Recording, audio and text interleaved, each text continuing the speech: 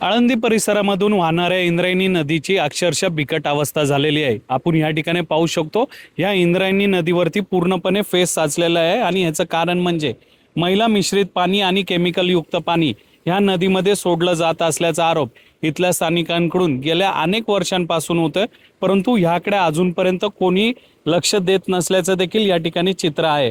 पिंपरी चिंचवड शहरालगतून ही नदी वाहते आणि पुढे आळंदीमध्ये येते। आळंदीमध्ये देखील या ठिकाणी लाखो भाविक वारकरी माऊलींच्या दर्शनासाठी येतात आणि पवित्र इंद्रायणी नदीमध्ये स्नान करतात आणि हे तीर्थ म्हणून देखील हे पाणी पिलं जातं। परंतु या ठिकाणी आपण पाहिलं तर हे पाणी मैला मिश्रित आहे, केमिकल युक्त आहे। ह्यामुळे आरोग्याला देखील मोठा धोका निर्माण होऊ शकतो। या ठिकाणी प्रदूषण नियंत्रण मंडळाने देखील याचे नमुनेच ज्या वेळेस तपासले, हे पिण्यास योग्य नाही असं देखील सांगितलं, परंतु अजूनपर्यंत कोणतीही कारवाई होत नाहीये। त्यामुळे इथल्या स्थानिकांना मोठा त्रास सहन करावा लागतो। आपल्यासोबत काही ग्रामस्थ आहेत, आपण त्यांच्याशी बातचीत करूया। काय सांगणार, किती वर्षापासून तुम्ही पाठपुरावा करताय आणि अजूनपर्यंत का कारवाई काय होत नाहीये? मागील 10 ते 15 वर्ष झाले आमचे स्थानिक नागरिक असतील, पत्रकार बांधव असतील, वारकरी संप्रदायाचे अनेक संघटना असतील किंवा आमच्या ज्या सामाजिक संघटना असतील, आम्ही अनेक आंदोलनं केली, अनेक मंत्री असतील, मंत्री महोदय असतील किंवा स्थानिक जे प्रदूषण नियंत्रण मंडळाच्या अधिकाऱ्यांशीच या बाबतीत पत्रव्यवहारही केलेत, पण कुठल्याही प्रकारचं ठोस पावलं उचलताना आतापर्यंत आपल्याला दिसत नाही।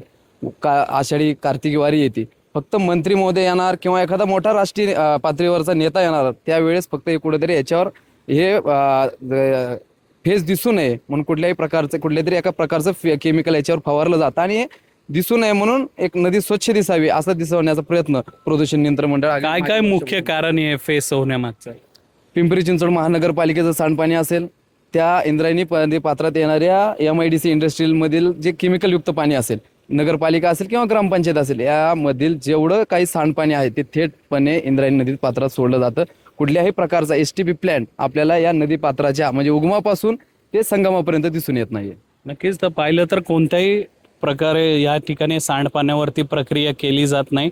थेटपणे मैला मिश्रित पाणी ह्या नदीमध्ये सोडलं जातं आणि त्यामुळं आपण या ठिकाणी पाहिलं तर पूर्णपणे नदीवरती हा फेस साचलेला आहे। दुर्गंधी देखील मोठ्या प्रमाणात पसरलेली आहे। अनेक नेते मंडळी ह्या ठिकाणी येतात, अनेक मंत्री या आळंदीमध्ये येतात, अनेक वेळा आश्वासन देतात, परंतु कोणतीही प्रक्रिया यावरती करत नाहीयेत। ही इंद्रायणी नदी कधी प्रदूषण मुक्त होणार आणि कधी स्वच्छ होणार असाच प्रश्न या निमित्ताने उपस्थित होत आहे। सुशांत डुमरे, लोकशाही मराठी, आळंदी, पुणे। लोकशाही मराठी ऐका, पहा, जागरूक रहा।